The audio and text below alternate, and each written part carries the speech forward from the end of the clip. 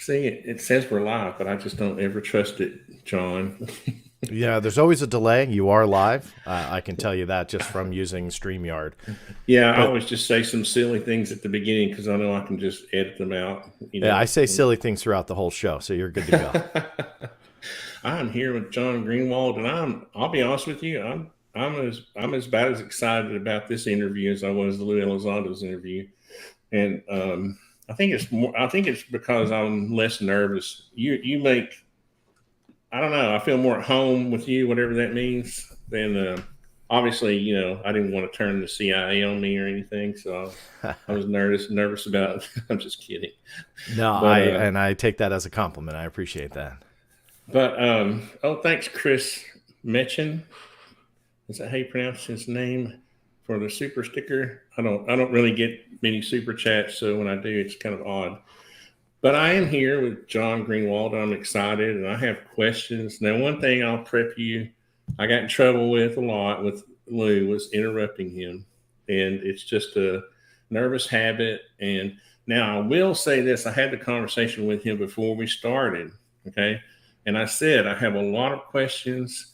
And because you know how Lou is, you could ask him one question, he could fill up an hour with an answer.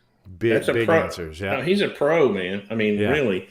And I've seen him do that with channels where people maybe didn't have a lot of questions, and he felt like there was dead air, so he just keeps going. Yeah. And I told him, I may be nervous, and anyway, so I'm taking up too much time. I have limited time with John, so I want to get started.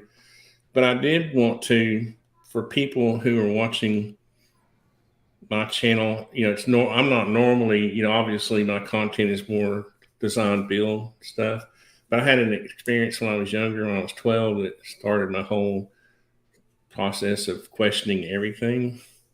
And so I've got this playlist on my YouTube channel called People I Find Interesting. I call it PiFi, People I Find Interesting. So you're one of those people. And so for people who aren't used to seeing this type of content on my channel, will you just introduce yourself properly so I won't Sure. screw it up? Yeah, no, not a problem. So my name is John Greenwald, as you mentioned. I run a website called theblackvault.com. And kind of the quick nutshell version of my background is I started over 25 years ago doing the Black Vault, and I was 15 years old at the time. And what I wanted to know was ultimately the truth about what they were hiding behind. I started with UFOs, but essentially you pick a government secret, I have gone after it. And at the time, shortly before starting the website, I had learned about this thing called the Freedom of Information Act. Had no idea what it was. Again, I was 15, I was in high school, and they said if you wanted to get this one document that I had read online through this Freedom of Information Act, or you'll hear me say FOIA, same thing. So they said you could file this FOIA request and send it off and you'll get it. And to my surprise, I did. It was to an agency called the Defense Intelligence Agency, or the DIA. And I received this, it was 4 pages. It had been around the UFO community for a while, infamously known as the 1976 Iran incident. I'm happy to go into it if you want me to. But I had read it, and when I originally read it, didn't believe it was real. When I found out it was real, and I was able to get it through this FOIA, whatever that was, I ran back to the internet and tried to find a website that had more government documents, and there weren't any. So this was back in 96. Googling wasn't even a thing. Alta Vista was the search engine of the day. And I just couldn't find anything like I was looking for. And so I created it. And so the Black Vault was essentially born out of my desire to find a website that had government documents on it that you can download without editorial, if you want, meaning you can get the raw data, because I hated people telling you what something said, but they didn't tell you, or they didn't show you. They only told you what they thought about it. And I hated that. I wanted the raw data. And so that's how I built the Black Vault. So here we are 25 years later. I hit the 3 million page mark that you can download. Everything is free. I don't charge for everything or anything. You can download all 3 million pages, and you don't even need to register for a free account. You can just go on and start downloading. So that's kind of the nutshell version of how I started and what the Black Vault ultimately became. And I think your website's awesome. I just went there yesterday and downloaded the latest file dump, which seems to be unbelievable. And if you don't mind, I have a few questions for you Sure. about it later on. And I have so many questions. I did organize my thoughts here. So what I was going to do is basically start off by asking you, what do you think your biggest, what are we going to call these file dumps? Your biggest, what do you call them, file dumps or presentations, or what's your case? You call them cases or? Yeah, it depends on on what I'm adding. I mean, if I'm adding 3,000 pages, I'll call it a file dump, but ultimately I just call them FOIA postings. I don't So really for have a name. 2021, what do you feel like your biggest file dump, most significant file dump would? Man, that's a tough one because I deal with a ton of different subjects and topics. So it all kind of depends on what angle you're looking for. Obviously, the UFO thing has always been since day one the most popular. And so what I've been able to do, especially in 2021, I would say, is create a lot of these postings and write articles around the documents that I get that has exposed quite a bit about UFOs, UAPs, how the government treats it, the level of secrecy involved. Most recently, I wouldn't say this is a top because I'll be honest with you, I don't have one where I go, oh my gosh, this one thing, stands out.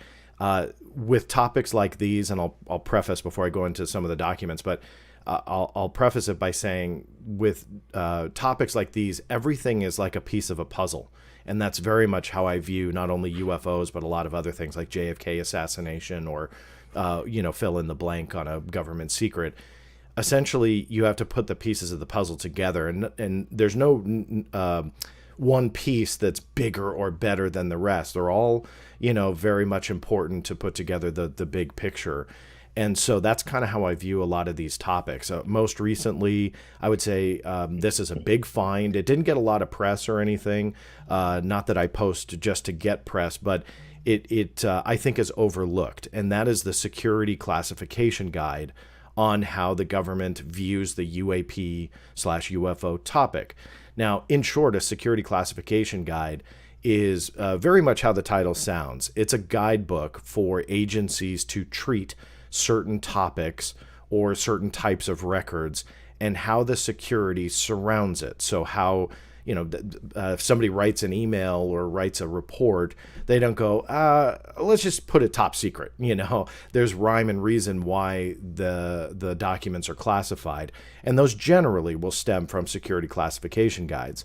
So on a hunch, in early January of this year, I thought, you know what, with all of this hoopla about UAPs, I bet they have an SCG on it, or security classification guide, and filed for it.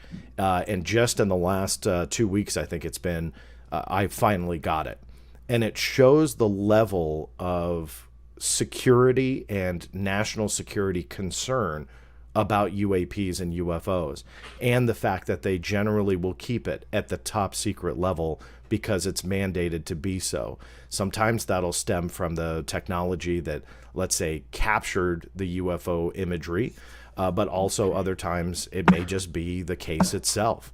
And so the guide really showed the level of secrecy, but on top of that, how much they withhold about how they are keeping UFOs secret. So there was a full page, amongst many other paragraphs that were redacted, but a full page that was redacted, which even shows by the title, it was the only thing that survived the black marker, that they exploit UAPs. Now, what does that mean, to exploit? You can fill in the blank on that. There's a couple different options. I don't have a right answer. But ultimately, they're utilizing this technology somehow, exploiting it somehow. And so that was, I think, a really big window into UFOs and UAPs. I think, one thing I hear, and I hear this a lot because, like I said, I had my little experience at 12 years old, and it's very shocking. And I had another one in my 20s. I don't think people understand. A lot of the people who haven't really experienced anything, or even think they have experienced anything, don't understand what kind of a shock this is. Okay, Yeah. so I'm a big, like, I played football. Hmm. I played, I'm a tough guy. I'm in construction. I've fallen off buildings, off scaffolding.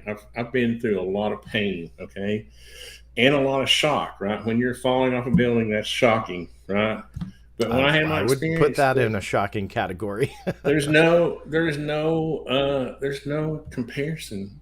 Yeah. There's something in our DNA that I believe that was built into, almost like it, in nature. When I used to be I did a lot of hunting when I was younger. I don't do anything anymore, but because I kind of chilled out on killing animals. But but there's something when you watch animals in nature, like a deer. They can just be eating, and all of a sudden they I won't hear a sound. It's almost like there's something in their DNA that they sense that there's danger, right? Yeah. And I think there's something in our DNA that is similar to things that are that are otherworldly, right? That aren't part of this realm that we live in, this earth that we live on, right? And when you encounter that, it's not. So I guess my point is, I think I know why they're trying to keep. I'm not justifying the secrecy. I'm just saying I think I know some of the motives behind keeping it secret, right? I think, yeah, and I think that there's, not to step on you, but I think that there's a couple reasons probably why they're keeping it secret. And of course, it's only a guess on my end, and no one really knows for sure unless you're working within the U.S. government and really know 100% of what they're doing and what their objective is. But I think that there's a couple layers of why they keep it all secret. Now, a really quick comment about the deer scenario that you just gave. I think it's embedded in our DNA to love mysteries. And I think humans and humanity, we love the mystery behind this because of the implications on what it could be, and we all lean towards wanting this to be an alien extraterrestrial presence. Not something. Some of us don't. Some of us don't, and I think you're Yeah, absolutely right. But I think that humans will fill in those blanks, and I think that that's the yeah, intrigue by it, because we don't know. We don't know for sure. There's some people who think they do, and who knows? I mean, maybe they do. Maybe they've had an experience that really showed them what the truth is. But I would say that the majority of people, we are leaning towards certain answers. We think that certain things are certain ways. But when it comes down to it, we just don't know. So we fill in the blanks. I think that that's the fun of it all. At least it is for me, where we don't know, and that intrigue is a big motivator for me. well, I think so. I think it's a generational thing. It's just like one of the things I wanted to talk about with you, not right now, but it's just part of the example is how the younger generation is enamored with government for some reason right now.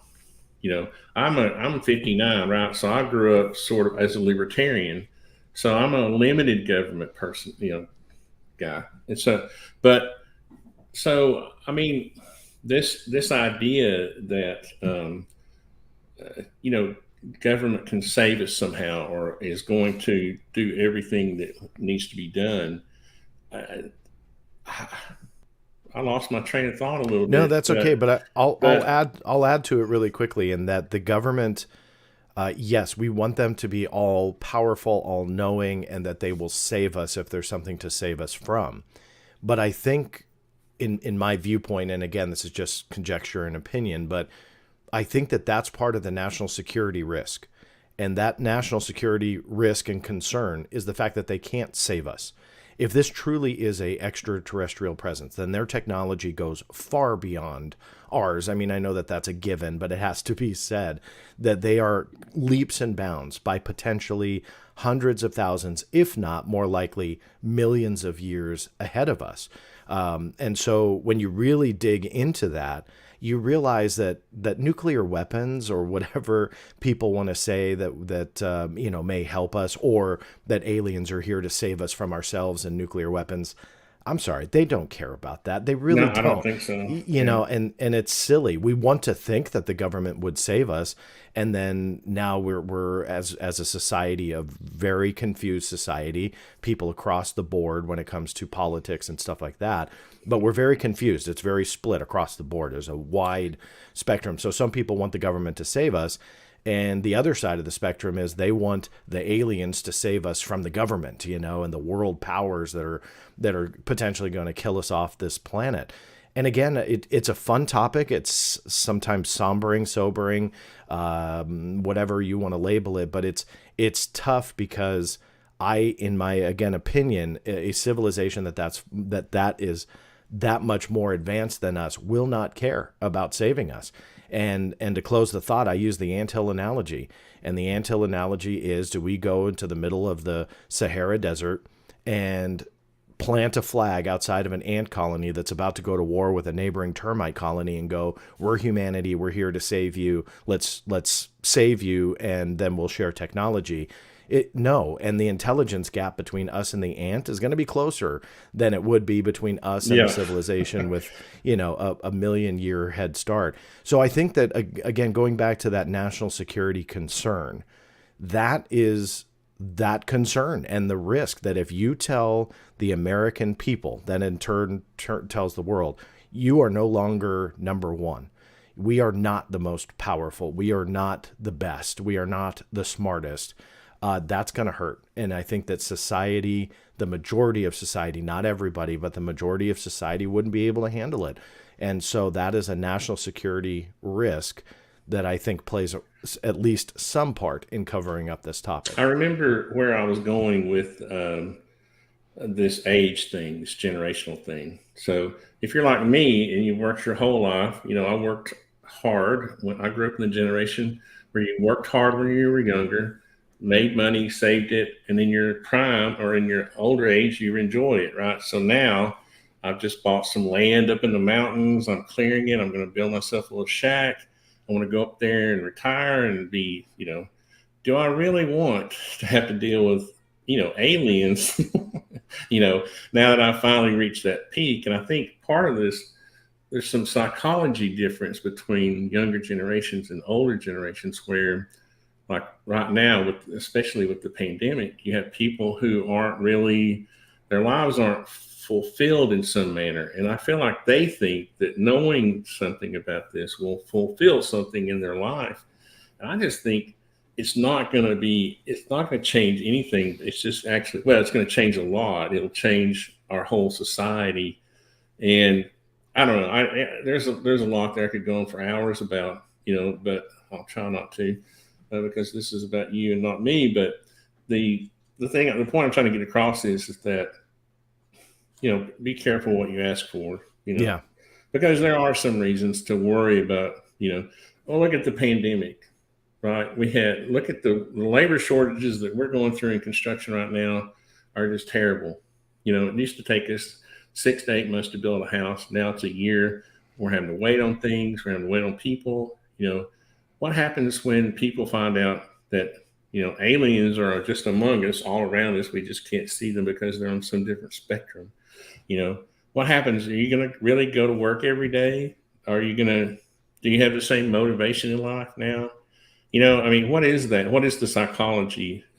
I think that's part of what the concern is. So no, absolutely. And I think that definitely, plays into that idea of the War of the Worlds scenario, when War of the Worlds was read over the air and people panicked and they were outside and they were shooting at water towers because they thought, you know, that it was a real broadcast. Yeah. Some people hate that reference, but to be honest with you, it's a very solid reference. It shows us how society reacts to something that we cannot control, and that is, you know, the call to arms, and we go out and start shooting and ask questions later. So I think that society as a whole, you didn't even touch on religion, and religion is a big one that I think is very much at risk of challenging itself. Now, I think Catholicism, it's fascinating to watch that as less about UFOs and aliens, more about looking into deep space and the James Webb Telescope and even missions prior. I think that Catholicism has seen that advancement, that maybe one day, if we find ourselves not alone, and we see an extraterrestrial presence far off, then we need to address that from a religious standpoint. Now, I personally, I don't want to make it religious. It would not bother me from a spiritual sense, you know. I mean, hey, look, if there is a God and He created us, I'm not upset that He created other worlds, and I would hope that most people would feel the same way. But there are those that feel that they are still the center of the universe and everything revolves around them, and that's also another big concern. And we're not just, by the way, I'll throw this out there, governments have talked about this within the studies of extraterrestrial life and how people would react. There were some national headlines here in the last week, which I'm going to say was kind of silly because this happened years ago, but that NASA was hiring theologians and people from that background to essentially prepare humanity for the discovery of extraterrestrial life. That was only half true, to be honest with you. It was a study that was done in about 2016, 2017. The grant was out. I wrote about it in 2020. I actually, through FOIA, got all of the records from NASA on what that contract was all about. So that is also something I've posted here in the last year that kind of plays into what we've been talking about. But again, all of these types of situations have been talked about within the U.S. government. And you know that that has to play a role in the, let's say, possible future announcement or disclosure that some people want. I mean, you know that they're looking at that stuff to see how the general public would react. Here's the irony behind the spiritual issue. I was raised in a Southern Baptist church, right? Some of the most conservative. You know, we were taught that God created everything, right? So what people don't understand, I see this a lot, especially on Reddit. God, why do I torture myself on Reddit? But yeah, you know, me too. The people who are less spiritual are the ones who are saying that people who are spiritual can't handle it or have a problem, and that's not true. We are more prepared to understand spirituality than they are. Yeah, right. We already look beyond the earth for answers, right? And I personally believe if these beings are visiting, and I believe they have, and they are, and they always will, as long as we have, you know, minerals and water that they need or whatever. If they are here, then there's something even bigger than them, right? That they were created by something also, right? And that to me is the ultimate being, you know, which we call God. Now, He may not be, you know, the God of the Bible. I know that's heresy, but I'm just saying, when I was 12, I learned I wouldn't even have talked about this in this manner when I was 12. You know, I had to be raised through a Southern Baptist, very independent church. It was only until I got into my 30s where I could even talk to my kid. You know, now I taught my kids to be free thinkers. I never tried to influence their thinking, and they grew up happy and smart, right? But I would just make jokes about, you know, Jesus may come back, you know, in a spaceship, you know. I'd make those jokes when I was 24, when I first had, you know, when my first child got old enough to understand, and they were like, what? Yeah. But I think the spiritual aspect of it is gonna be harder to deal with from the perspective of maybe an atheist or. Yeah, no, I think you're right. I think that though there are certain religious backgrounds, and again, present company excluded, or those that maybe even be from the same church that feel personally different about it, that will struggle. And I think that again kind of plays into, I'll say it again, present company excluded, but just kind of plays into the fact that their beliefs that they've held for so long, whether they're an atheist or a devout whatever from whatever church, either way, their beliefs they've held for their life are going to be turned upside down. And there will be a certain percentage of people that can handle it, but I know that there's absolutely a certain percentage of people that can't. And that's, I think, frightening and discouraging in the same sense as fascinating, you know, that we as humanity have not come together yet to accept something like that, which may, again, add that to the list of things that add to the secrecy. Yeah. Um, that's very fascinating. I could talk about that one subject for more time than you have allowed me to have your attention. let No, me go it to, it it def it definitely let me definitely is. let me go to my questions here. So I already asked you about what was your best tidbit. I'm looking at my Google sheet here.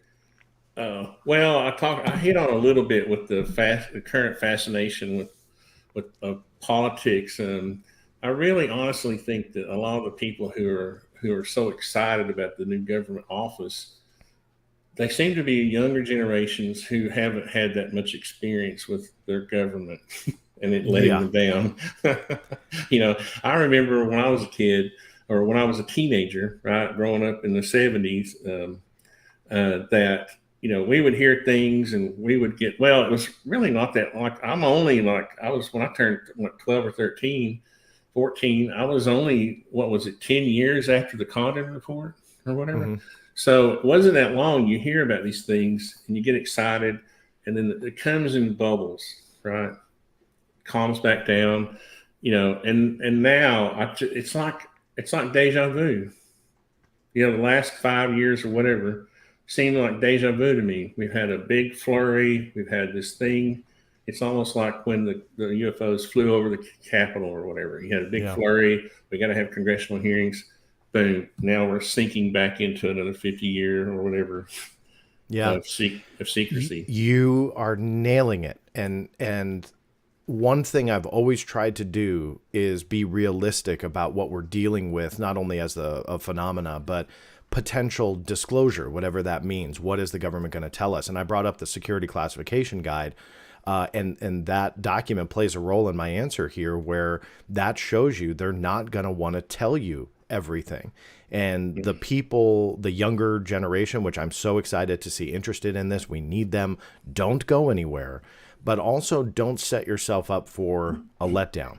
And that's what I'm most concerned about, is that those that have overinflated what we're going to get with the Gillibrand Amendment that just got signed by the president, well, the NDAA, which had the Gillibrand Amendment, which just got signed by the president, will now mandate this new UFO office, and we're going to get reports, and all of that sounds great. But what the amendment did not do is wash away the need for national security. And so that security classification guide I posted will play a role in how much they will tell you in the public reports. And going back to my original story, when you asked me to introduce myself and I was 15, when I was looking on the internet for UFO stories and trying to figure out what was real and what was not, and you see a lot of the same stories told over and over and over, but the facts are different. Nobody gets their stories straight, is where I'm going with that. It got very frustrating, which is why I started looking at government documents. And stupidly, at the age of 15, I thought, you know what? I'm done with the internet and these crazy websites. If anybody's going to tell me the truth about UFO, it's going to be the U.S. government. And I've used that joke before, and I truly actually thought that. Simply because I thought that if I got government documents, they would tell me the truth, and that was going to be what was real. Now, obviously, I learned my lesson from that, but I bring that up because I think that that's the mindset a lot of people are in, and I don't think that they realize that in the first breath, they will tell you that the government is lying to you. They have been lying to you. The phenomena is real. It's likely extraterrestrial. There's all this information. And in their second breath, they're going to tell you, and now the government is going to tell us the truth about it because the president signed the NDAA and Gillibrand's behind it and this and that. At the end of the day, it's all the same. It repeats itself. You said deja vu. You nailed it. I did a full video presentation on my channel about how the lead up to the UAP report, so I did it earlier this year, but how the lead up to this UAP report reflects exactly, nearly to the T, what happened in the mid to late 1960s. And that story ended with the Condon report. All UFO investigations were shut down. The government said there was nothing to UFOs. And then on top of that, they remained mum about it for decades upon decades. Are we being set up for that? A long setup, but is that part of a plan to where they go, hey, look, we took this seriously back in 2019, 2020, 2021. We had a task force. We had an office, then we dedicated. There's nothing to it. and then they shut it all we down. still don't know what it is. Right. You know? Or they'll say, we don't know what it is, but no threat to national security. We don't need to investigate it. We think we can explain it if more evidence was there. And I love Lou, right? He's my kind of guy. I love that guy, right? But I feel like him and other people might be saying, we don't know what it is. In other words, and when they say it, they're referring to a specific thing, like the Tic Tac or the Go Fast. When they're using language where they say, we don't know what it is, and if you took them to court and said, well, what is it? They would say, oh, that thing you saw in that video. That doesn't mean they don't know what anything is, right? That doesn't mean that they don't have that. You know what I mean? I honestly think that they know a lot more and are concerned. No, absolutely. And I always get myself in trouble for saying this, but I will say it. It is quite possible that the Navy is lying, right? That comes as a big shock. And what's funny is going back to that, I call them the more younger generation that talks about how the government is going to be transparent, that they would never lie about the Tic Tac or the gimbal and having them unidentified because the government won't lie to you, which is just the biggest contradiction ever. But where I get myself in trouble is it's very possible that some of these cases, the Tic Tac included, are a cover, that they will say that it's unidentified when they know darn well exactly what it is. And so let me just quickly add, for those viewers that don't know me and my background, I believe the phenomena is real. I believe that there is an aspect to this that just defies explanation, but I'm also realistic. And being realistic, you have to acknowledge the reality that the military tests classified technology without the knowledge of everybody that's involved. It's been proven time and time again, and I'll give you a quick example if you want it.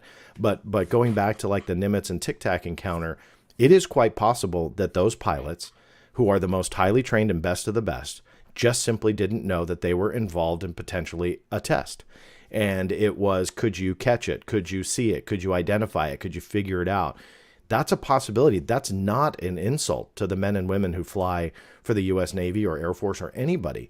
It's not an insult to say that, because history shows we have done that time and time again and tested our own. Why? Because they are the best of the best.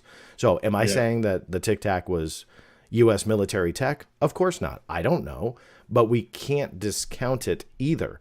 And was I fascinated? The Navy, I'm proud to have broken that story. It went viral online in September of, I think it was 2019. That was beyond amazing to me. I had no idea that they would give me the statements they did when I finally got them to acknowledge that what was in those 3 videos, Tic Tac included, but the 2 others, the gimbal and Go Fast, the Navy had no clue what they were. Wait a minute, you broke that? I did, yeah. I was very excited to do that. That's awesome. I don't know. Yeah.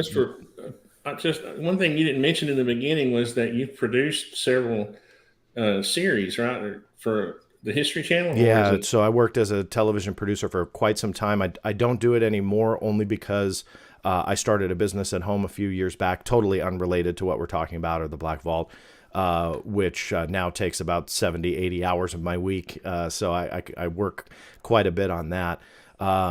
And it's much more stable than television, which is just a nightmare business to be involved in. Yeah. But anyway, for about 9 years, I think it was, I produced for History, Discovery Channel, National Geographic Channel, did a lot of UFO stuff and documentaries and series, but also much more unrelated topics and series as well. So the reason I brought that up is because people take you seriously, and would approach you with these things, I think.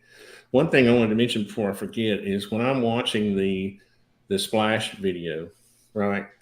And you brought this to my mind because I've thought it since the first day I saw the video, is that when those naval operators, right, looking at their scopes or their radars or screens or whatever, the way they don't sound like they're looking at extraterrestrial craft. They look like they're looking at test vehicle.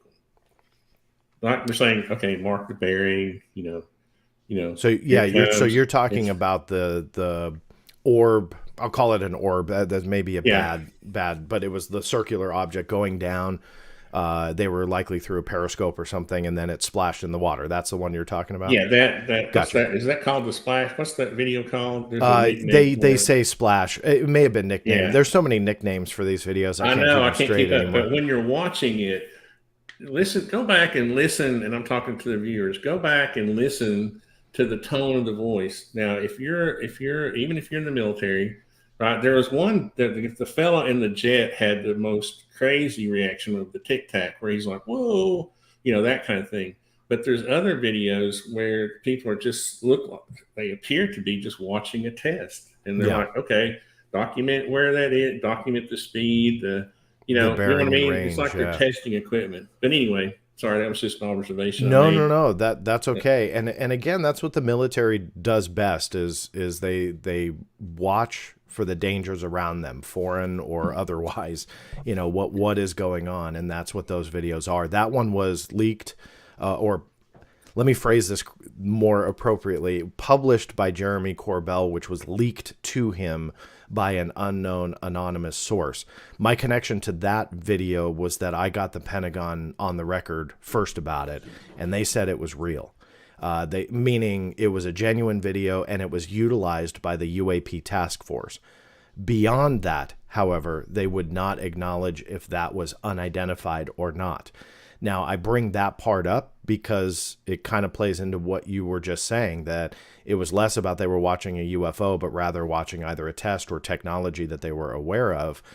Why is it that the Navy, with the FLIR, the gimbal, and Go Fast, and for viewers who aren't aware, those are the 3 UFO videos that you've seen a lot since December of 2017. It's all over the media. If you've seen any UFO story, they likely have shown those 3.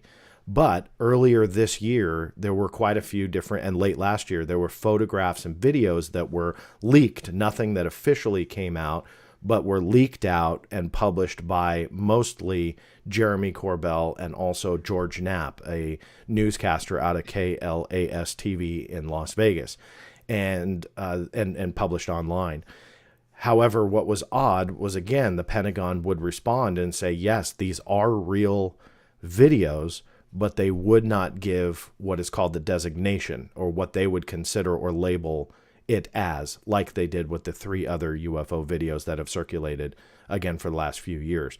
So will that ultimately come out, that it was drone technology or China or Russia spying on us as we're doing naval exercises? I don't know. But I want to close that answer with this thought, in that there is a strong counterintelligence value to the UAP topic, whatever it may ultimately be. I think that there's a couple definitions for it. Now, what I mean by the counterintelligence value is that you can use that, meaning the government can use that to, number one, cover up their own technology. We've done it before. We'll do it again. We've made cover stories. We've lied to the American people. That is proven by history and documents. So there's value to that. On the other end, you do have a certain percentage of cases that you can't identify. And I think that value then tips over to that side as well, where you just muddy the water so much that you can hide the stuff that you truly, as the U.S. military, can't figure out, can't fight, can't chase, can't catch, can't understand. Hide that in this muddy pit of water, and that's that counterintelligence value, because in turn, on a global scale, you have now covered up your own tech, covered up what you may know about your opposing country's tech, but on top of that, cover up what you may or may not know about all the unidentified stuff. So, Well, I don't want to give people the wrong impression. I think there's something to the phenomenon, right?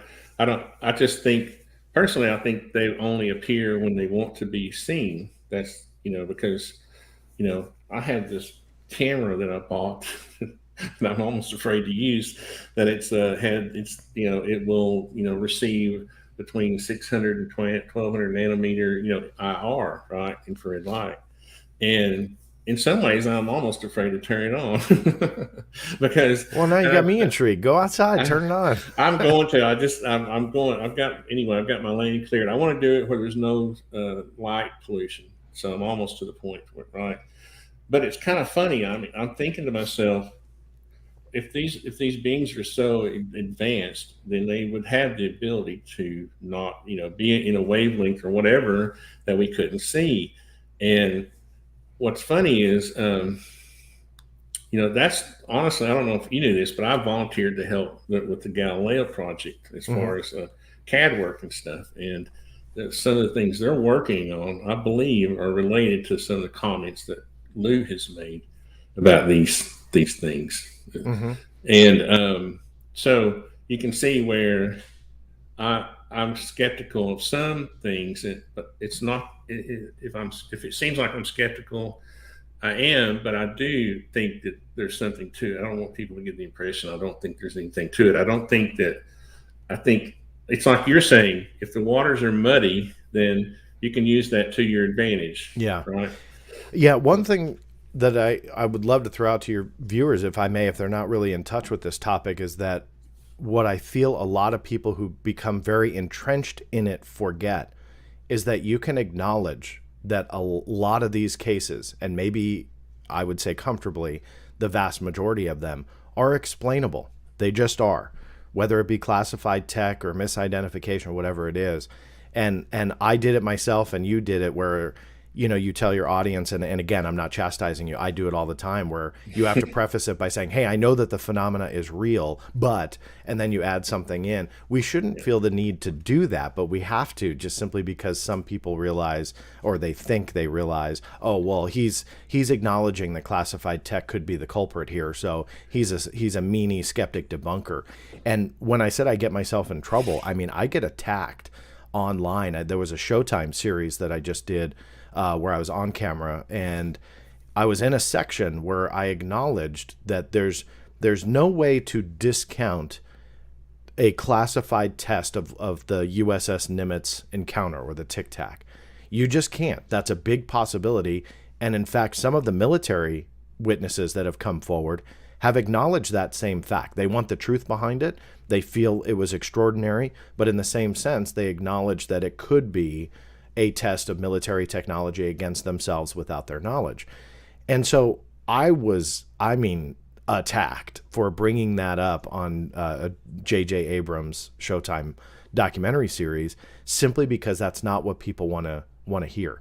And then you're immediately labeled as a skeptic and a debunker and this and that. And it's a sad state we're in.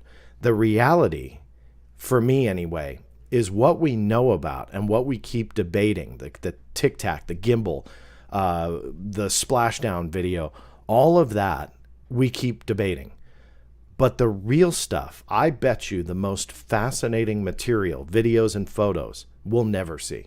I truly believe that. Yeah. I don't believe that if a real UFO or UAP encounter comes out, the Pentagon is not going to be quick to say, oh yeah, that's something we utilize with our task force, but we're not going to tell you if it's unidentified. Nope. It's going to be completely under lock and key. And if it ever does come out, they will never touch it. They will never give an indicator that it's real. And I think that that's where the interesting stuff really lies. Yeah, I think one thing I want to, and I did feel a need to say I'm not a debunker. Mm-hmm. I'm just skeptical. I guess I'm skeptical of my government because I'm old enough to remember things. I think we have to just keep an open mind, and we need to. One thing I would like to see is less tribalism in this genre, right? Yep. It's like with Harry Reid. Okay, so I'm not a single issue voter, right? I'm not going to burn. Yesterday I saw people doing memorial services on YouTube, like UFO channels, and I'm like, what in the world? Yeah. If you had gone back, and this is the same guy who was talking about voting for a bill, I think that would repeal Roe versus Wade. Yeah. Right. And then of course, for the Second Amendment people, he's on the other side. See, so if you're, I don't want to get into those kind of politics. I'm just saying that, to idolize someone over a single issue is kind of silly to me. I think there's a lot of idolization going on when it comes to certain people in the UFO topic, and I'm not sure why that is.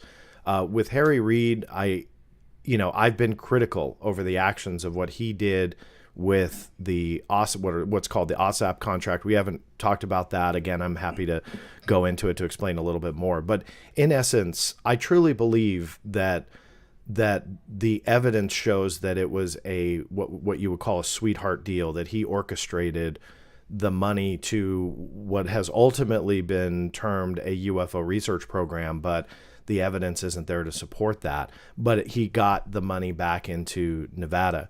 All that being said, I'm not trying to chastise the man, but rather the political decisions of a politician. And I think that people need to separate that. And there's this idolization by some about others that they put them so high on a pedestal. If you say anything bad, you're evil and you need to be attacked.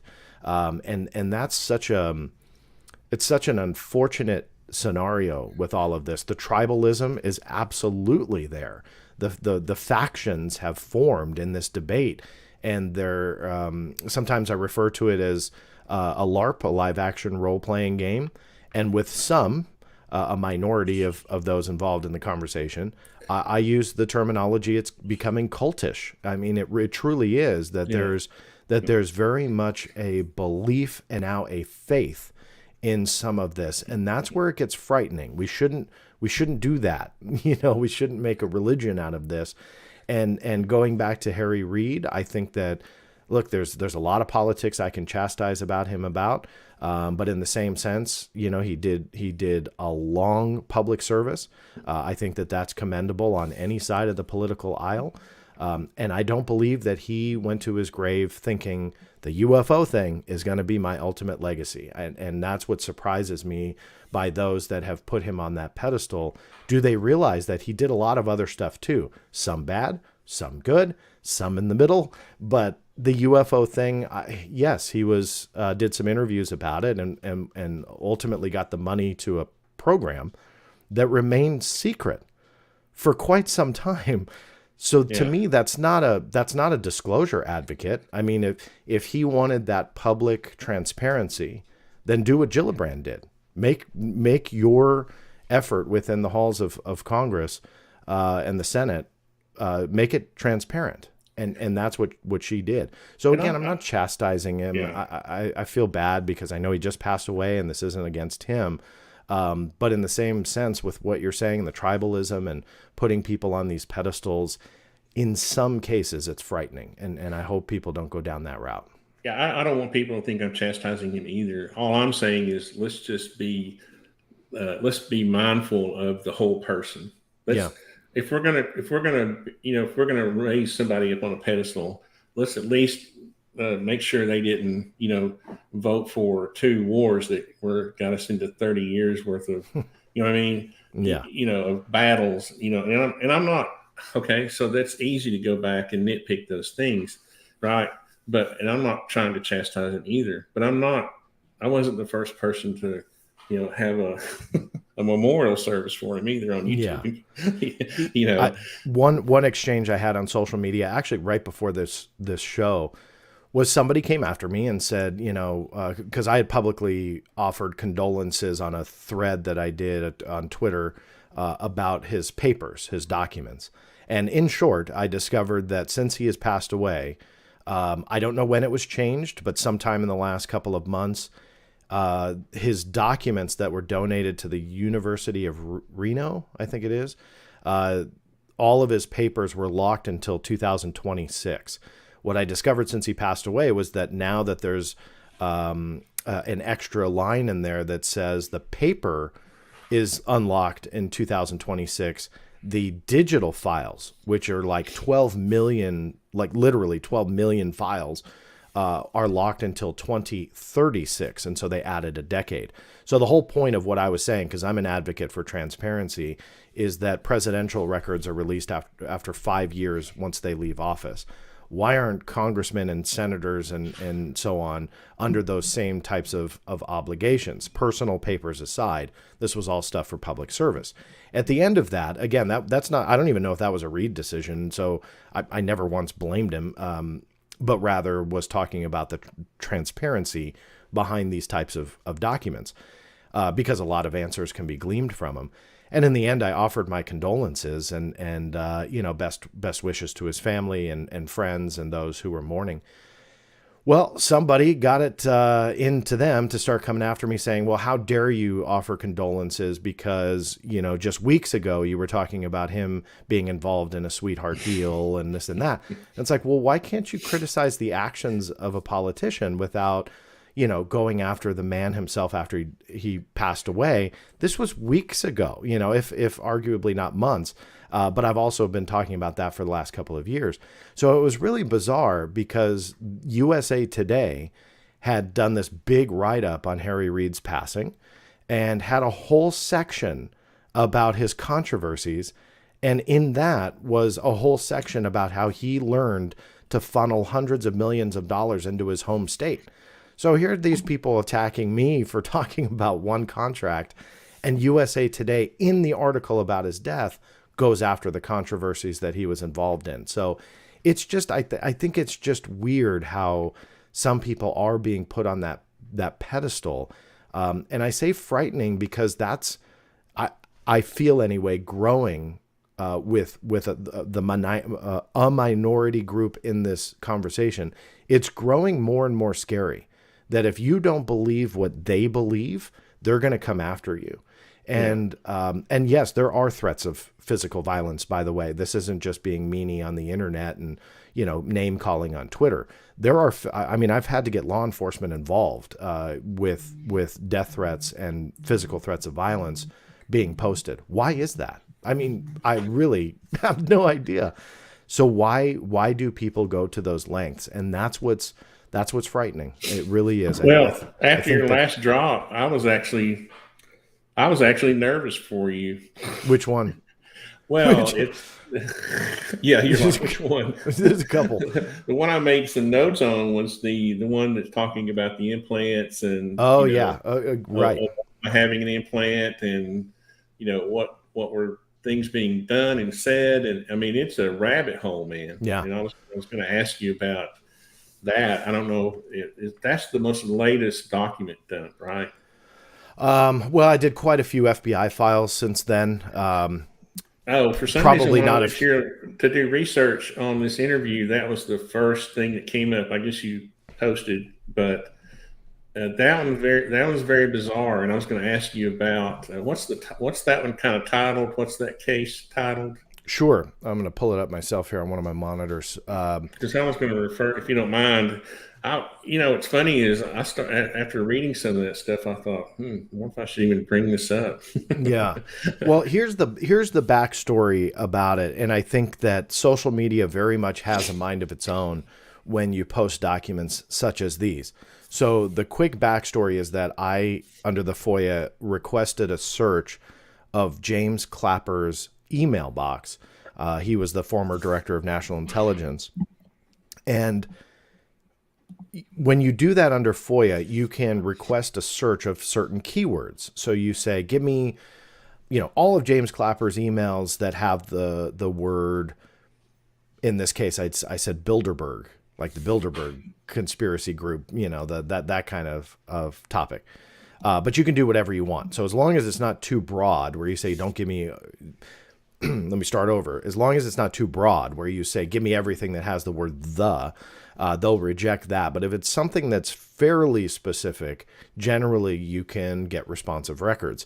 So to my surprise, I got 170 or so pages of emails from James Clapper's email box that had the word Bilderberg. So I put on there, just to put it into proper context, this was it was a government document because it was Clapper's emails. The contents within was some unknown email list, a mailing list, a newsletter that I really couldn't find online, although that's not too surprising. Sometimes those aren't archived in Google and stuff like that. but it was all about these weird, like, brain research, implants, how the presidents were essentially all implanted. I mean, it was insane stuff.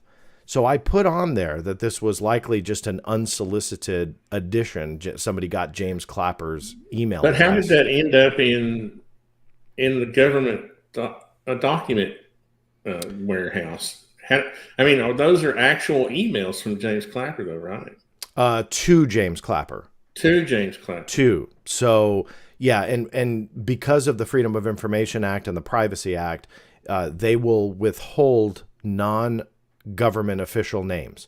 So you see a lot of redactions. Those like on the top of the emails, those redactions are likely non-government people or whomever sent it to James Clapper or whoever that was. He doesn't respond to any of those. Per the FOIA release, no. There are redactions that say that it's more computer. I forget the exact language, but I think they say like technical information, which is likely the unsubscribe instructions. That was kind of how I took that. So, of course, you ask yourself, well, why didn't he unsubscribe? I don't know. I don't have the answer to that. But the proper context is that these were emails sent to James Clapper that came up in the FOIA. And I put that in the page. But, of course, social media kind of takes over a little bit and started inflating the story to something that it wasn't. He didn't write those. They weren't classified or anything like that. Those weren't classified emails. They were not, no.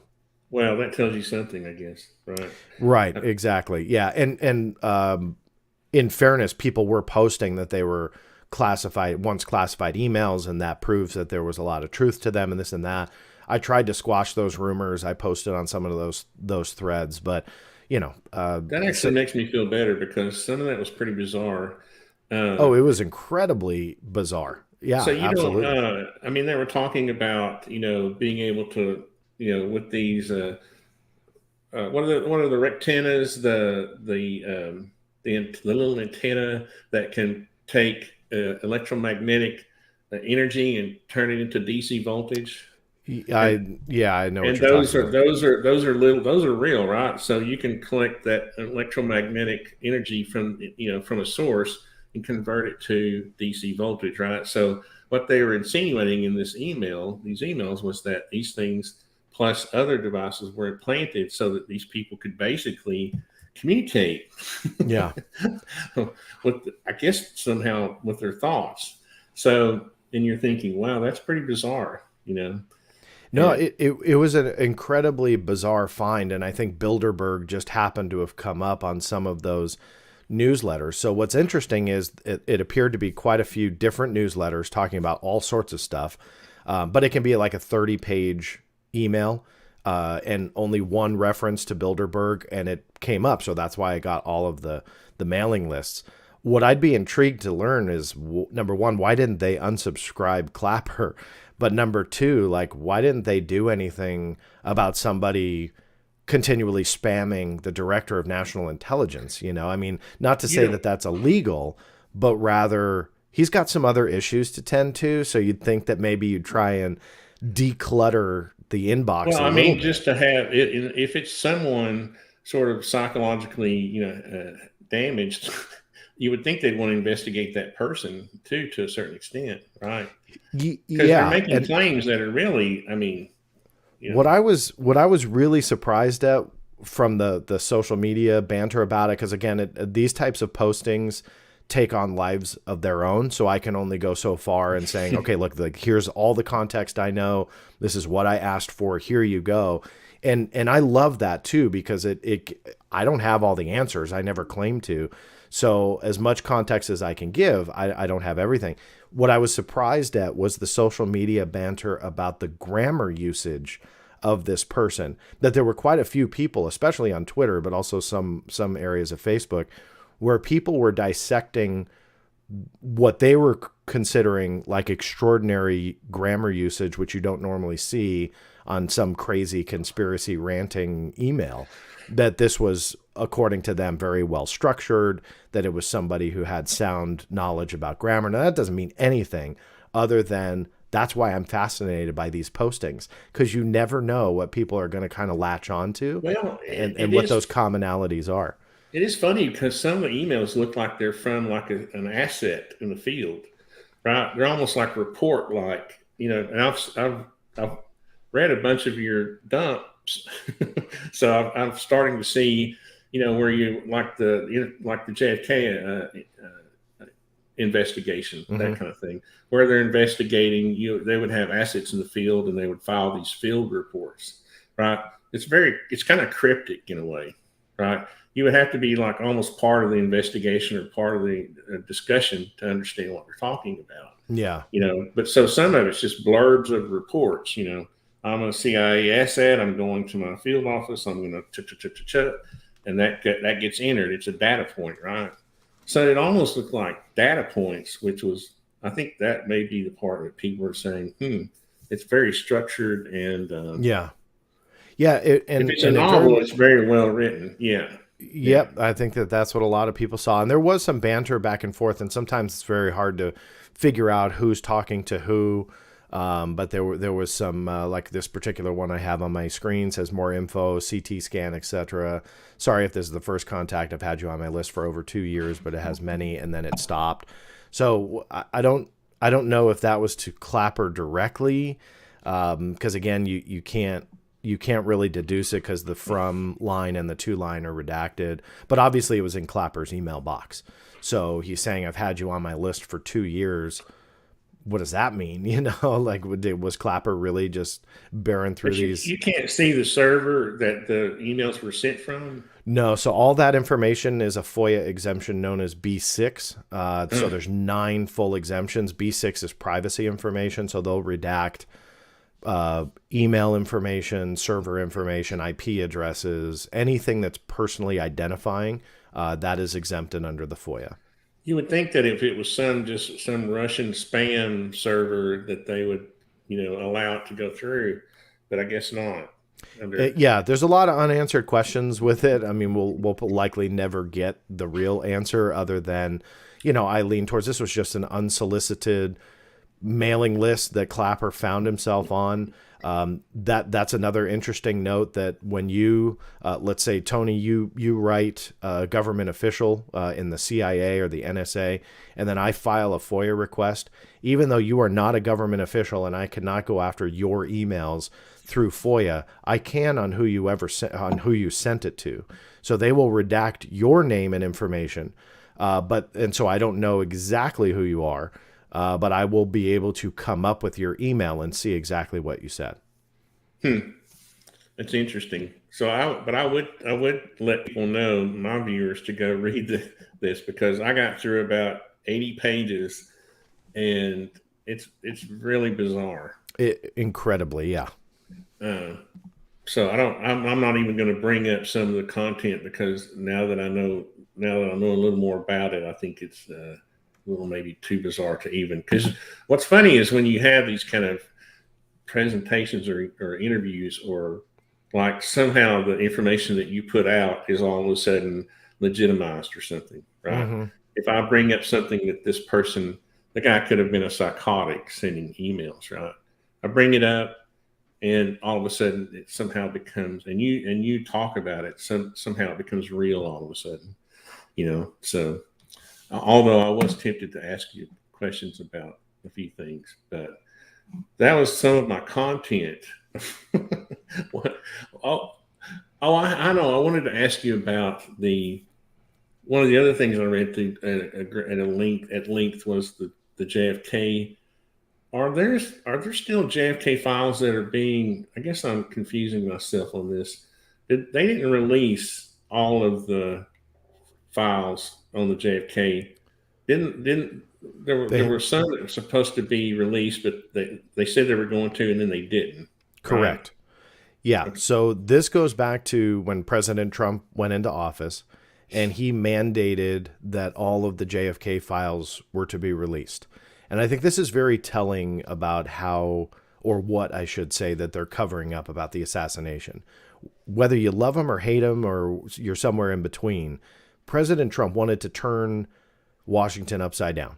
And if a bomb was going to go off, not a physical one, but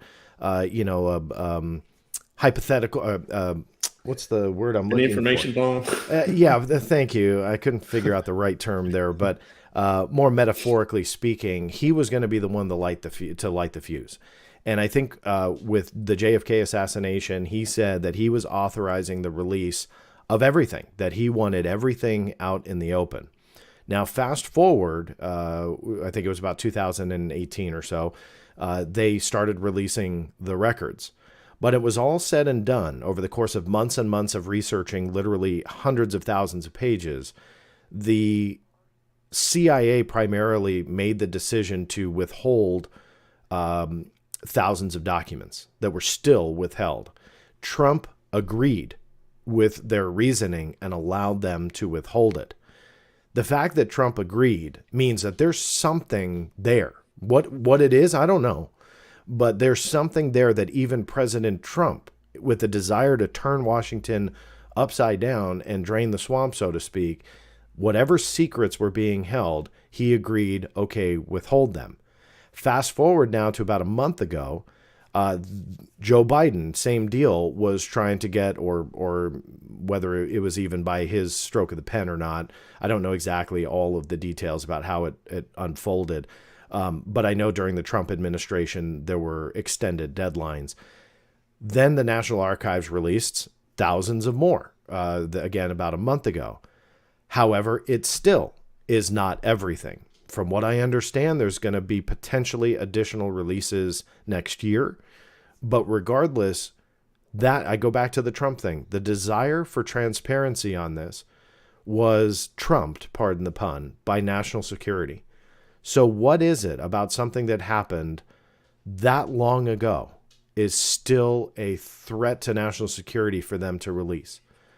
I don't understand it, but there's something there that the government just doesn't want us to see. Well, I mean, if you go through every document, what is the dump that I have read through then where the FBI and maybe CIA are investigating the Russian connections because they tracked all these people to and fro Russia, and they tracked the mafia movements from New York to Miami.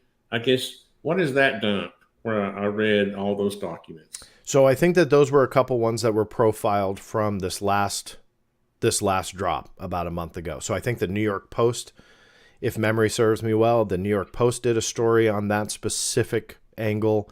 But this was I downloaded this from your website. I thought I thought it was your. No, I have all of it. Okay. Okay. So I did this with the first dumps through President Trump's administration and now through Biden. When the National Archives, which is now the sole responsible unit for getting all the other agencies to review the material, but NARA or the National Archives, they're the ones that actually release it to the general public once all the reviews are done.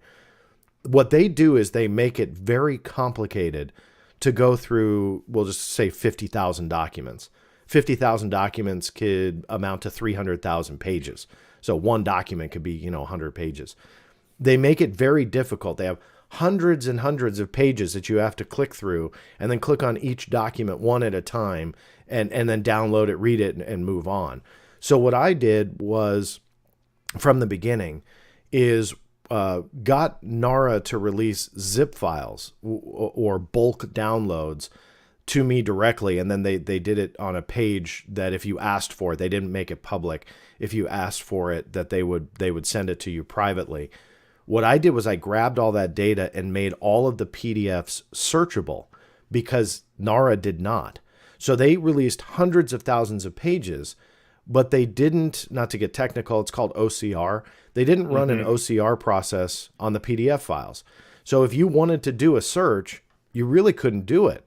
NARA made indexes. So if it matched up to, the one or two lines on an index, then sure, you might be able to find what you're looking for. But sadly, the PDFs weren't. So I would get everything, run them through a huge process, would take hours upon hours, and then I would convert all the PDFs to, again, those OCR converted versions, upload them all, and then disseminated them through the Black Vault. Are you saying that the documents that I downloaded from the zip file can be searched through? You don't mean as a batch. You can't search them. So it depends on the software you use for PDFs, but yes, so you can search within PDF files But you have in to batch. you have to open the file and then search it. No, so you can search a directory tree or directory folder As long as it's for OCR, as long as it's been, as yeah, long as it's OCR'd, right? yeah, huh, If it's not OCR'd, it's just an image with right, words on it, so yeah, humans can read it, but a machine can't. The right. OCR process allows the machine to read it. Basically, So treats it as text at that point. exactly right. Yeah, And now, in fairness, just for those who might want to do it, these are documents from the 1960s and beyond. So when you convert old typewriter text like that, it's not perfect.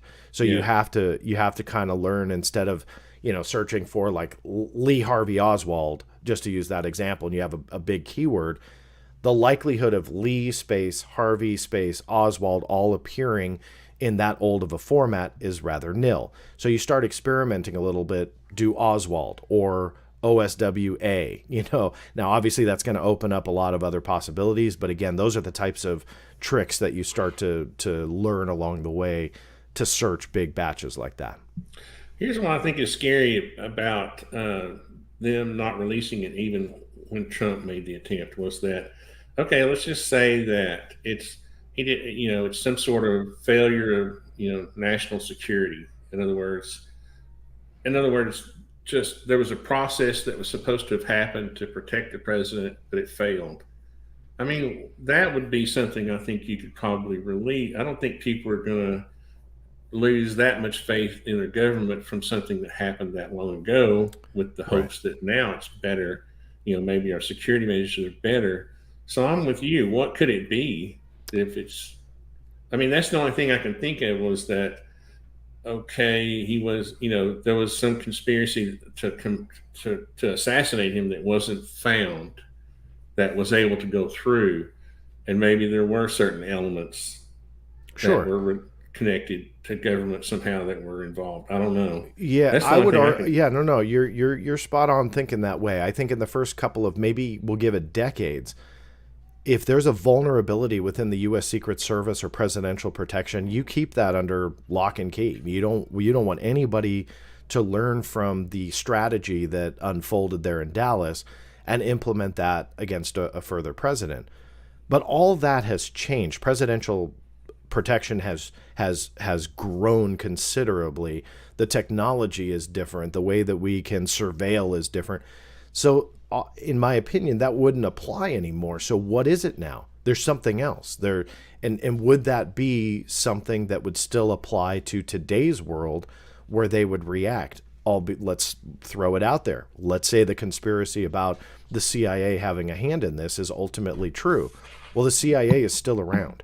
And so that's then where a potential risk can come aboard of telling the public in 1975, 1995, 2025, the risk is the same, that you tell them this government agency that still protects you played a role in the assassination of a US president. Now, I'm not saying that that's what I believe, but rather, if there is some truth to that, is that why they don't want us to know the full truth? Because I can't really grasp why they would, this day and age, still keep so much under lock and key, because the world has changed since then. Soviet Union has fallen. Again, list all the world events that have unfolded. So why? I mean, there was Why is the this huge, secrecy there? being old to a certain extent is a little handy because I remember there was all this fear that communism was going to creep in, to our country, and to a certain extent it has, but Yeah, it's more socialism now than it is than communism, right? So you have to wonder if it might have been that there were elements that infiltrated our government that actually accomplished the goal of assassinating a president, and maybe that, I don't know. So I guess what I'm saying is the human mind can run wild, right? So it seems to me like it would be better off just saying, okay, this is what happened. It was a huge mistake. We let this happen. Instead of leaving it to the human imagination, I would, because that's what my brain is telling me, is that we had a complete failure, in that arena. You know, Maybe that's what they want, you this know, isn't maybe just on the JFK assassination, but a lot of these conspiracies, so to speak, is that the human mind will fill in the gaps. The human mind will not fill in the gaps uniformly. So we're not all going to agree on what really happened. And I go back to those comments I made about the counterintelligence value to the UFO phenomena. You can apply that to all of these different secrets and realize that the human mind and the way that we just fill in the gaps with our stories could be to their advantage, because now we've got 30,000 different stories about what really happened to JFK. And did the CIA do it? Did the mob do it? Did the mob do it under direction by the intelligence community? Did the Russians do it? You have so many different stories and possibilities that at the end of the day, you just don't know the truth.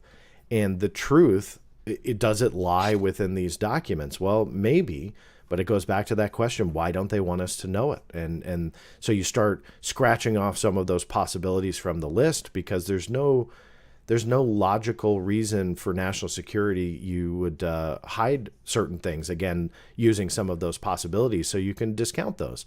And then you look at what's left, and that's sometimes rather frightening. I was asking, I typed in the request if anyone had any questions out in the audience. Let me go back for I had this note about, for some reason I have a note here, society breakdown theory of when humans approach their intellectual ability limit.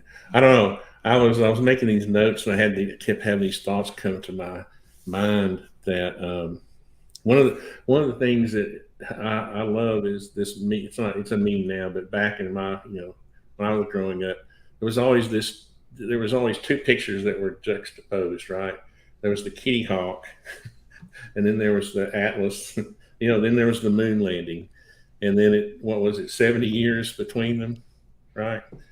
And I think I guess where I was going with that was that we were talking about technology, and at what some people, I guess, deny that we are at the point to where we could have strange things like anti-gravity and that kind of thing. But if you what do you think there's evidence of? And I'm trying to get to a question. I'm trying to get your impression of what you think, how far our technology has come in the years where we haven't seen any, like hardly any advance. We haven't been back to the moon since then. What's been going on, or has there been something going on and it's just not being talked about? I think all of the above. I think that we have technology that's flying in space. We know that. You have the the X-33? I always forget. The one that goes up for 2 years at a time, unmanned, comes back. History has shown us that there's always these secret space programs and different types of angles to what we thought we knew. For example, the Apollo missions going back to then. Not to give a shameless plug, but I wrote a couple chapters in my book about it, where you were told that it was all in the name of science, and Apollo was going to go to the moon, and we were going to land before the decade's end, and so on and so forth. But behind the scenes, the FOIA had produced evidence that the Department of Defense had a completely different angle to the Apollo missions, that they were essentially going to start researching how they could weaponize space. Through a project called Project Horizon. They wanted to create a DoD outpost on the surface of the moon. So all of these were classified missions and designs. Now, according to them, they never did it, but it really shows you that there are a lot of other things that are going on in space than we are told about. And so what was true in the 60s and into the 70s is absolutely true, if not more so today. So I think that it's all of the above. I think we have secret technology up there. I think we have weapons up there. Reagan's Star Wars was supposedly a propaganda campaign, right? Supposedly. Okay, so I'm doing the air quotes. Yeah. Because I bring this up. People argue with me about how we defeated the Soviet Union, and I think we bankrupted them, or we just anyway, however it happened. But I think that was one of the things that could have been both, right? It could have been, they could have said, oh, yeah, that was just propaganda. And then we've got satellites with lasers, floating around in space. Yeah. You know, Yeah. I think that it's a safe bet to say that there is always something else going on that we're not told about. There's never been a time in the last 70 plus years where the government and military was openly honest with us and we learned all the secrets. I mean, you go back to any month of any year, and there were secret programs going on where they were either lying to the American people or the American people had just absolutely no idea what was going on. So for me, that's a very safe bet. There's much more going on. well, and this I had asked for questions, and Hmm. Chris wanted to know. Do you see that? Do you know of a secret document in the UK Yeah, the sealed? UK, right. So the secret document in the UK sealed until 2087. So I believe what Chris is referring to is the Calvine incident or Calvine. So forgive my pronunciation, but apparently, allegedly, there is a photograph from this case of a military jet chasing this UFO. And I think you can Google it, and there's a mock up of what they believe that it was, in addition to a report. To the best of my knowledge, and I'm not 100%, but to the best of my knowledge, it is the report itself that was pushed to, I think Chris said 2087. I don't know that that's the exact year, but it was some outrageously long amount into the future that I will be probably long dead before it comes out. But they extended the secrecy on the report itself. The photograph that is again allegedly connected to the case was lost. Now, Nick Pope, who I've been friends with for many, many, many years, have no reason to ultimately doubt this story, although I have questions. He said that photograph was put essentially on a poster and hung in their office, and that he had it in their office for many years. And I remember him saying that. Yeah. yeah, so apparently that it was around at some point, but then was lost when people were trying to get Is it. this the one of like the diamond shaped? Exactly. Yeah. Yeah. So what you're referring to is the mock-up that is circulated. A lot of people call that a real photograph. From what I understand, that's just a mock-up. The real Calvin photograph has never been published.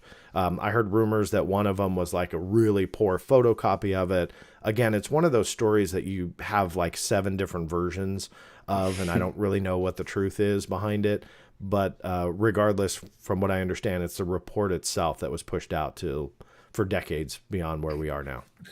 Well, and that's the type of thing that's, if it's a UK incident, it would be limited, I guess, what documents that you could FOIA. Chris said he wanted to FOIA that. I was like, well, I mean, you're going to come up with limited results on that kind of thing, right?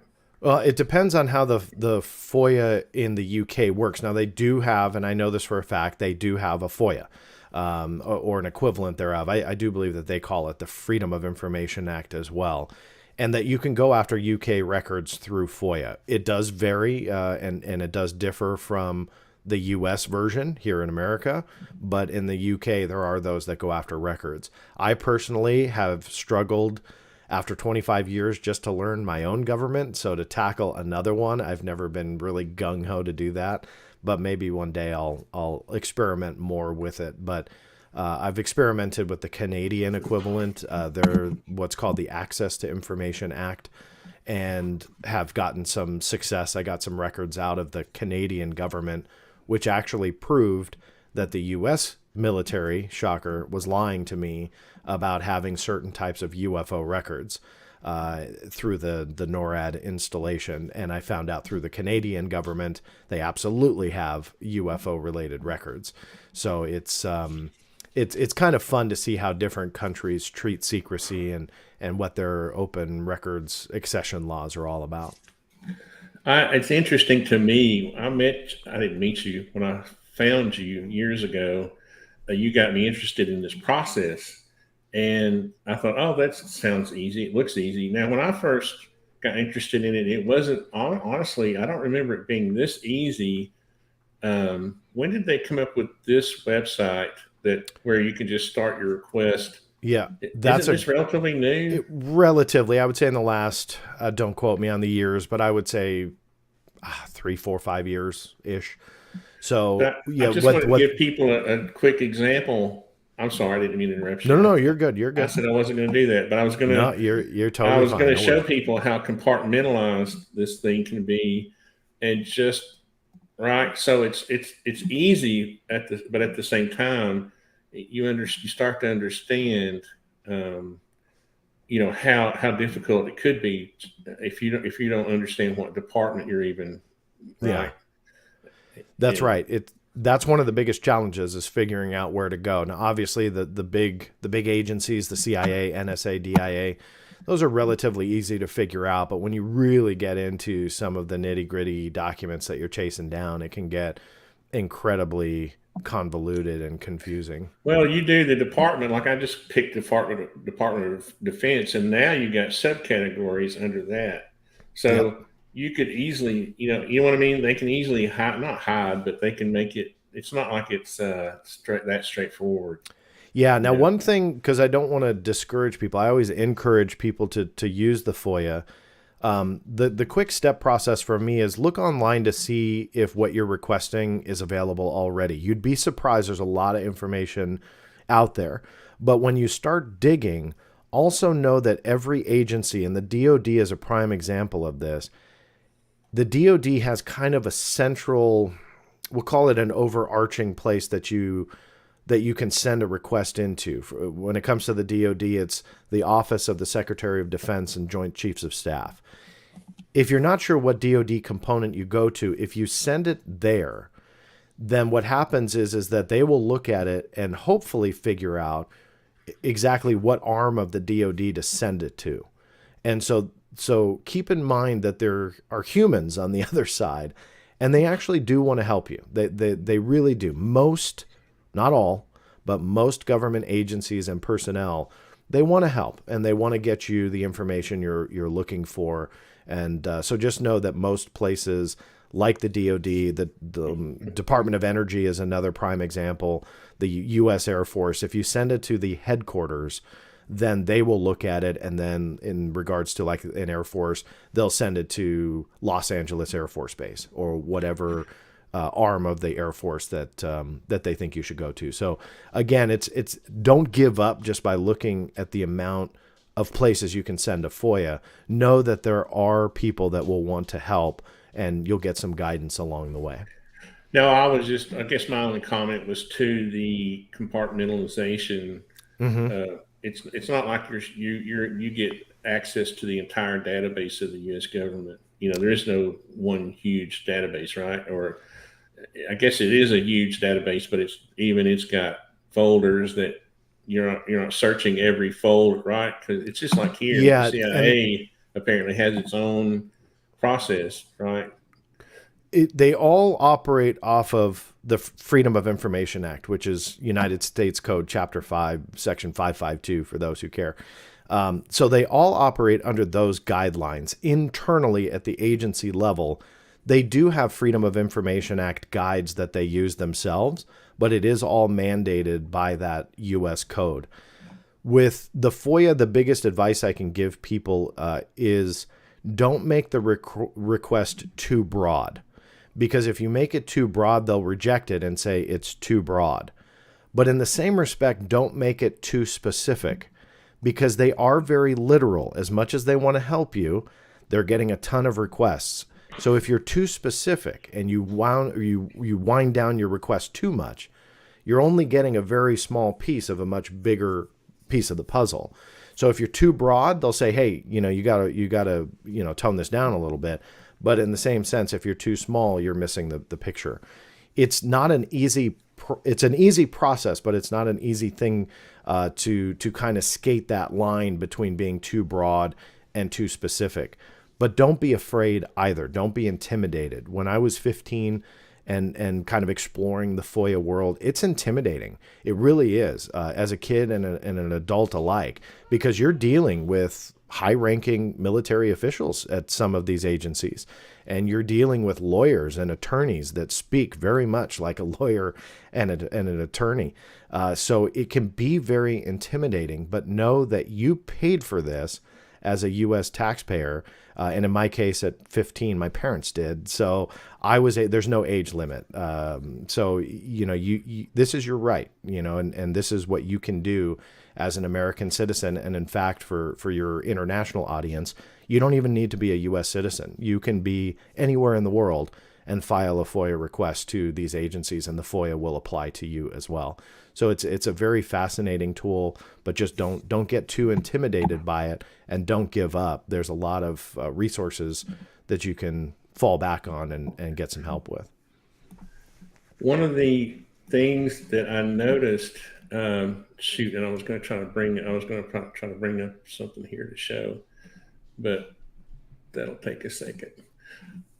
I guess I almost had forgotten about something that I had noticed in that dump, where the bizarre dump, we'll call it, where they were talking about the different frequencies. And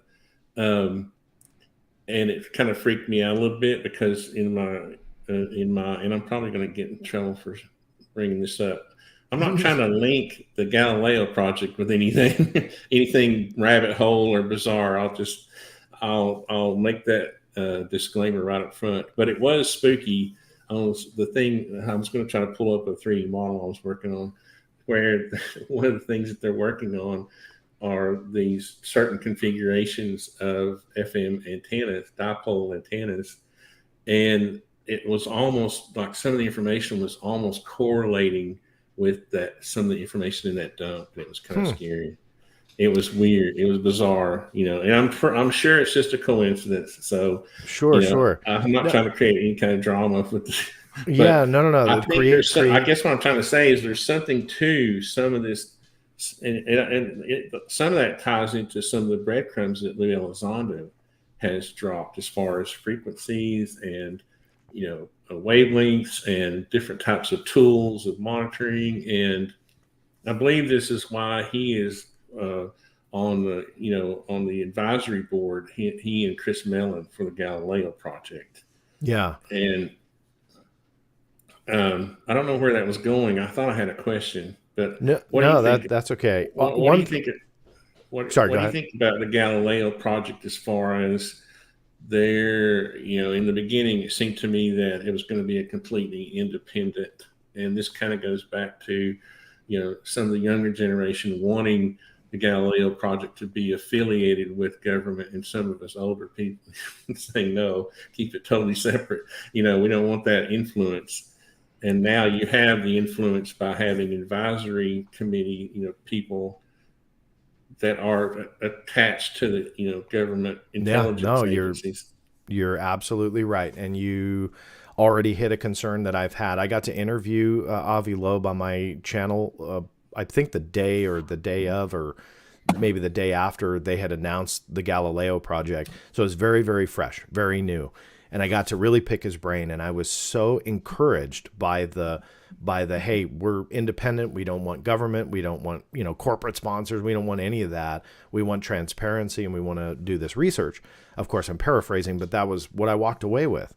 Since then, I want to bring him back onto my channel and ask him about what his original vision is, and does the current Galileo project reflect what his current vision was? Because as you noted, there's a lot of people that are connected with the government that are now involved with that. There's a lot of other people that all call it an advisory board or call it whatever you want. I don't think it's for optics. So how many voices are you going to have into this? I think that there's a value to it to a point, but with what his original vision was, I feel he's steered away from it, at least a little bit. Whether that's good or bad, I'm not here to judge. I'm not a scientist, but I would say that me personally, I was a little let down just to kind of see all of these hands that are now involved with their names tied to it. When I talked to Dr. Loeb, I was very, like I said, encouraged, because it felt to me they were going to stay small independent.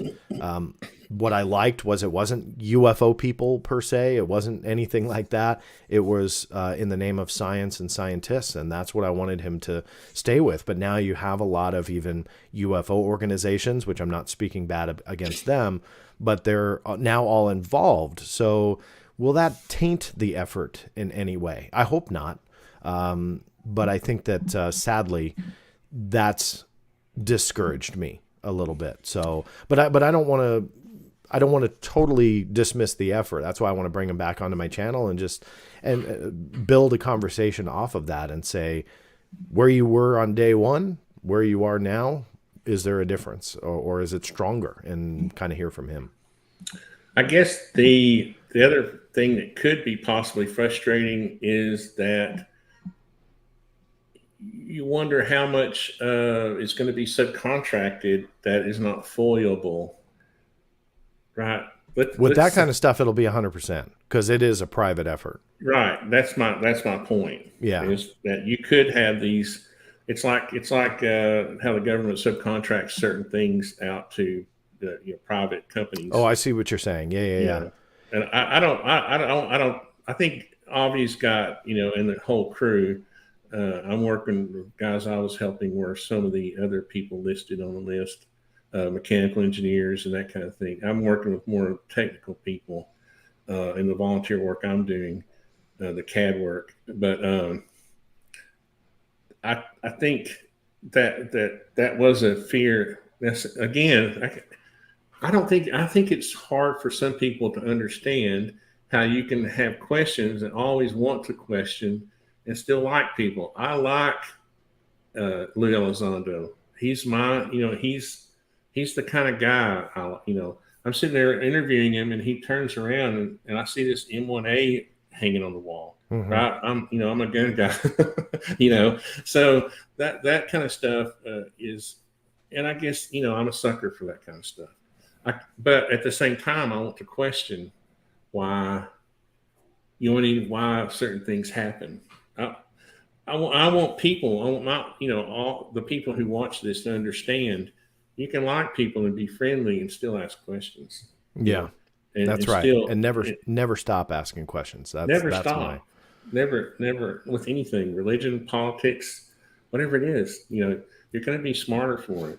The whole reason that I ask you and other people to interview is so that I can learn from you. Because that's really the only way you can really learn from somebody, I think, is talking with them personally. Yeah. And I appreciate it a lot. One of the reasons I brought up the Galileo project was I kind of finished a little assignment with them, and they haven't contacted me about helping anymore. And I don't know if it's because they don't like the fact that I'm a little open. When I first started helping them, I said, "Hey, is it okay if I, share some of the stuff on my YouTube channel?" And they were like, "Well, yeah." They never made me sign an NDA or anything, So, but I wonder if part of it is that maybe I'm, too excited about it. I want to share it with people. And I hope that's not true. The reason I brought that up is because maybe there are some things that need to be kept secret for a time, for a period. So again, there's a balance, right? There's some things we don't want our enemies to know, right? So I guess where do you draw the line, right? I mean, we got to have people like you, but we also have to have people keeping certain processes from our from China and Russia and whoever else. Yeah. No, plain and simple, there are some secrets that needs to be kept. And people are always surprised to hear me say that because I am a huge advocate for transparency, but there is a line. What that line is, how it's defined, is ultimately defined by the topic you're talking about, but I don't have the answer to what defines that line as it connects to all of these different topics. But I do believe that there are some secrets that should be kept, and that's the harsh reality to all of this. So I will push it all the way till I hit that line, and once I hit it, there's nothing I can do in a legal sense or anything else to cross the line, and I know that. So I will keep pushing to figure out where the line is, and that's ultimately where I'm forced to I stop. mean, what if it turns out that these beings are not benevolent, but malevolent, and that part of the thing that we need to keep secret is that, plus the types of programs we're trying to develop to maybe defend ourselves against. I don't know. I don't think we could. I think that's kind of a silly premise, but there may be, you know what I mean? There may be some of that. I don't know. Yeah, there's a big debate on whether or not a extraterrestrial presence would be aggressive or would harm us. And the argument on one side of the debate says, well, they haven't yet, so they're likely not going to. And I go back to that anthill analogy, which I think upset one of your watchers. I saw some of the chat that they didn't like the analogy, but I go back to that we don't go out there and plant the flag and start communicating if they're going to war with a neighboring colony. The fact that we don't destroy them at that point, though, doesn't mean anything, because we absolutely will if we want to build a highway. And that's what I think we have to understand, is that we have all the capability in the world to destroy that anthill. Just because we don't doesn't mean we don't mean them harm. When we need something, we'll bulldoze it. And that's, potentially with an extraterrestrial civilization, that is a concern, that they could leave you alone for a million years because they don't need anything. They're not building their highway or whatever analogy you want to use. But when it comes to needing something, will they bulldoze that anthill? And I think that that's a show in itself, which I could bore you to death for a long time. I did this show for History Channel and Discovery Channel, both dealing with alien intelligence. And the one for History Channel was, if aliens wanted to come here and kill us, how would they do it and why?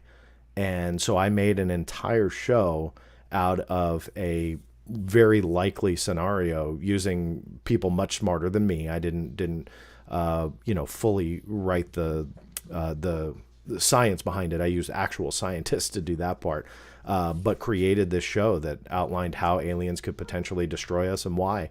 And it was a fascinating look that if they really wanted to, we're that anthill that just got bulldozed. Well, and the other thing is too, right? If you've got an anthill in your yard, sometimes until you get ready to destroy them, it's best to leave them alone. Yeah. Because you don't want to rile them up too much, right? I mean, I'm a builder, right? So I'm used to building houses on top of, the crawl spaces on top of ant hills, right? Well, it's not like I'm going to go dig them up before I have my exterminator come out, right? Because he knows how to take care of them. I don't. It may be, I'm not trying to depress anybody, but it may be that we're just being kept calm until, there comes a day when we need to be taken care of. So all I'm saying is I've kind of alluded to it in the beginning. It's kind of a fascinating thing, and we all want to know the answers to life, but there may be some things that you just want to grow old and, not know with your children, have a happy life. And, it's kind of funny. And again, I think it kind of goes back to the generations, but it's all kind of fun stuff to talk about. And I know I've kept you for a long time, but I know why. One of the reasons I brought up the Galileo project and the fact that I haven't, I'm looking for like someone to help. So, I thought, what would be cool, and I know you hate hearing these suggestions, but if you had a little volunteer crew that if you said, I need all these documents scanned or copied, or, if you ever need any help with any mundane, menial work, you can always just send me an email and I'll help you scan documents or something. I appreciate that. Thank you. I may take you up on that one day. I appreciate it. I guess I should ask, what's the best way people can help if they want to help your cause? Sure. Honestly, spreading the word is the 100% drop dead best way to help, is spread the word about theblackvault.com, the archive. I have a YouTube channel that I have quite a few different videos and presentations on and so on. So that's one way. There are those who want to donate, which I've set up a donate page if people are so inclined to do that. There's ways to do it while I'm live streaming or on the website at theblackvault.com. You can just click on that. But I always want people to get something for their money. So I have written a couple books that people may be of interest of. That first one is Inside the Black Vault. That is all about dissecting the UFO connection to the U.S. government, and I kind of break it down agency by agency. And then my second book published was Secrets from the Black Vault, and that one is more broad about government secrets, and I go into the military base on the moon and all those DoD secret programs, and how General Mills, the cereal company, was instrumental in the biological weapons program. So there's all sorts of crazy stuff to see. Can you order the books from your website? Yeah, I can. Yeah, if you scroll up to the top menu, it'll say shop. Oops. No, that's okay. I pop up there. Sorry about that. And then there's books. Got to pay the bills, right? Yeah. And then those are the two different books available. One's a package with a challenge coin, but Oh, I gotta have that one. I'm gonna order the challenge coin one. I appreciate that. So That's cool. yeah, so those are ways to help out. All right. Well, John, I can't thank you enough. I wonder if there was a way that maybe you could come back sometime. I find that after I've got several people I've interviewed 2 or 3 times, and I feel more relaxed and more prepared the next time. Yeah, But so maybe anytime. I sometime, appreciate it. if you want to, it's maybe we'll have some more information to talk about. No, absolutely. Anytime. You know my number and contact info, so feel free to drop me a line anytime. I'll get my server issues. I'll try to get what's the immune to the Men in Black syndrome with my email. No worries. Hopefully that email I sent you The most bizarre thing, just to let people know what I'm talking about, the most bizarre thing I've experienced with John, and only John, I promise you, is that some of the emails are like getting sucked into a black hole. So I'm like, Men in Black are watching. Somebody John. doesn't want us talking. Oh, that's fun to think about. It's fun to think about those kind of things. Yeah. Well, like I said, anytime. I really appreciate it, and thanks for your time today. Well, thanks, John. I appreciate it. And I challenge everybody to go to John's website, theblackvault.com, and support him, because I know what he's going. Well, I don't know what you're going through, but I understand trying to run these. I mean, just keeping a website running is a task. Yeah, it gets expensive. I have a couple dedicated servers for the tech geeks out there running it, and it serves about 20,000 people a day. It depends on the news stories and who picks up what about some of the stuff that I post. That can go to 75 to 100,000 people a day, but average is about 18 to 22. Yeah, I rent 2 servers, and it's not cheap. No. Sadly. So anyway, you guys can help support John. I would appreciate it, and I'm going to go buy some books. Well, I appreciate that. Thank you so much. Well, thanks, John. I'll be talking to you. Okay. All right, that sounds good. Anything I can do to help, just let me know, volunteer wise, and thanks again. No, absolutely. You guys take care, and thanks to everybody in the chat as well. Thank you. See you. Well, there we go. Anybody have any last minute questions for me? That was awesome. And I'm going to go order a book. I'm going to go order one of John's books right now, the one that has the challenge coin. And I might even shoot a little 22 caliber hole through it. Thanks, guys. I appreciate it.